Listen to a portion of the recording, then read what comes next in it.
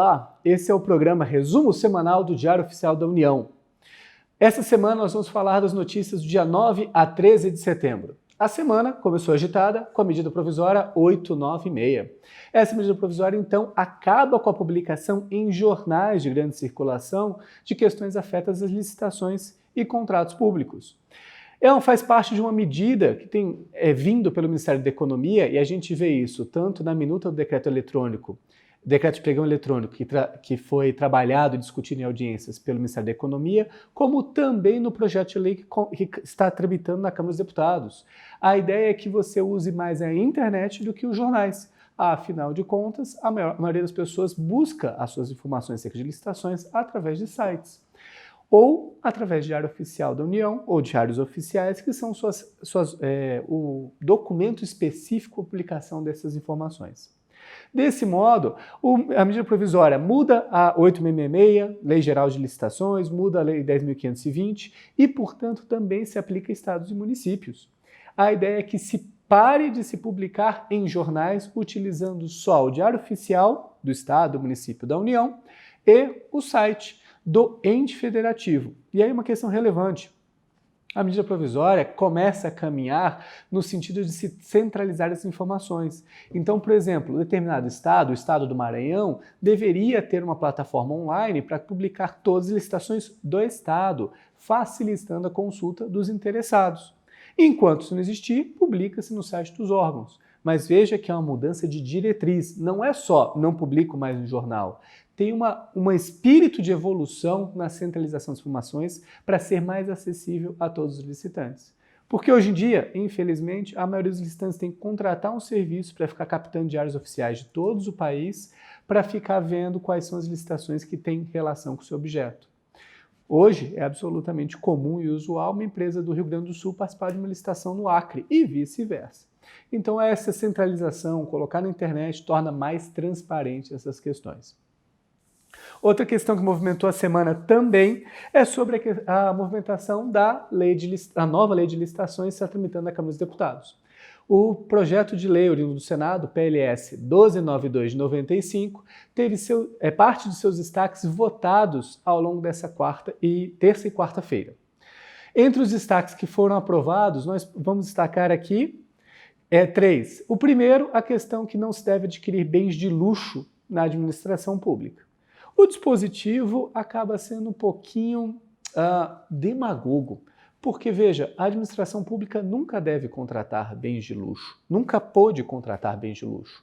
Contudo, se a definição técnica de um objeto exige que seja um objeto diferenciado, de alta qualidade, vai continuar podendo comprar bem de luxo, independente desse dispositivo ou não.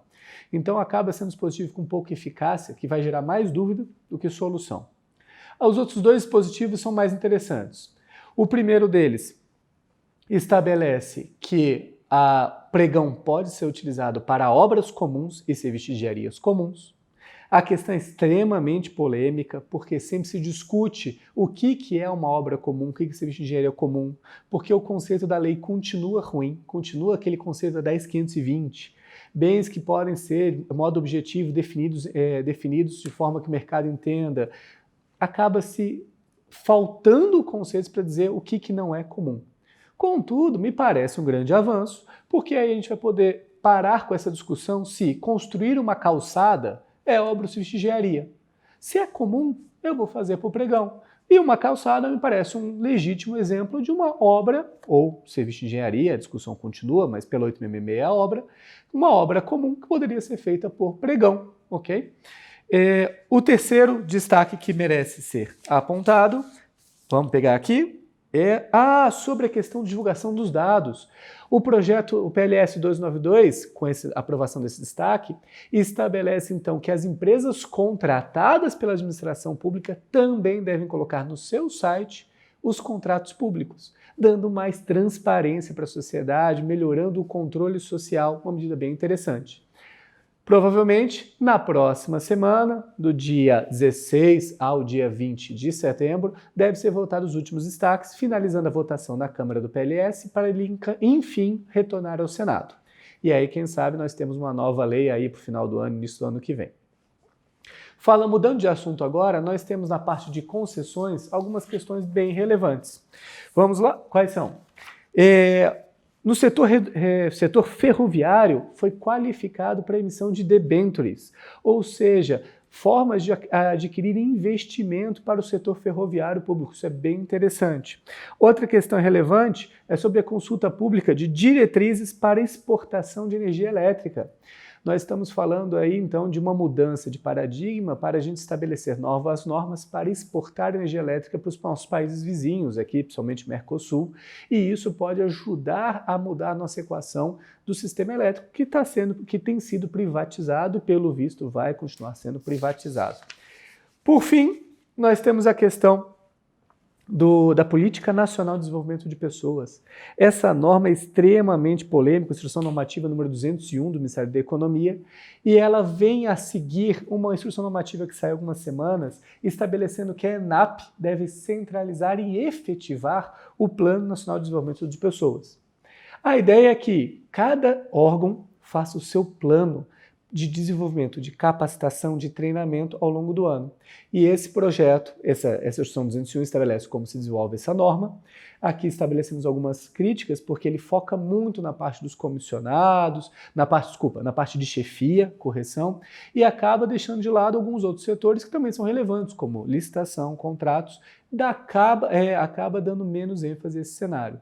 Outra questão é que isso deverá ser encaminhado para a ENAP, para efetivar, através das escolas públicas, esse treinamento. E aqui fica a nossa crítica. Nós temos excelentes professores, principalmente na nossa área de licitações e contratos, que é a área que eu conheço, na administração pública. Contudo, é necessário, e a gente considera essencial, um diálogo com o privado. Professores da iniciativa privada ajudam ao servidor público entender a dificuldade do outro lado e evoluir no diálogo. Do contrário, corre risco de ficar só se retroalimentando uma noção de direito público, uma noção publicista, e cada vez ficando mais distante das empresas que participam de licitação. E isso é ruim para o país. A licitação é um acordo entre duas partes, público e privado, querendo uma solução melhor em conjunto. Lógico, o privado quer ganhar dinheiro, e isso é legítimo, é constitucional, e o público querendo um bom resultado. Enquanto a gente não alinhar essa interpretação, vamos continuar com a ideia de que eu tenho que pagar mais barato e acabar comprando mal, comprando produtos ruins, obras ruins, serviços ruins. Então, essa é a nossa crítica que a gente deixa aqui ao final dessa Política Nacional de Desenvolvimento de Pessoas. E continue acompanhando aí nosso canal para a próxima semana, o resumo semanal do Diário Oficial da União, e continue acompanhando nossos podcasts do resumo diário do Diário Oficial da União. Até mais!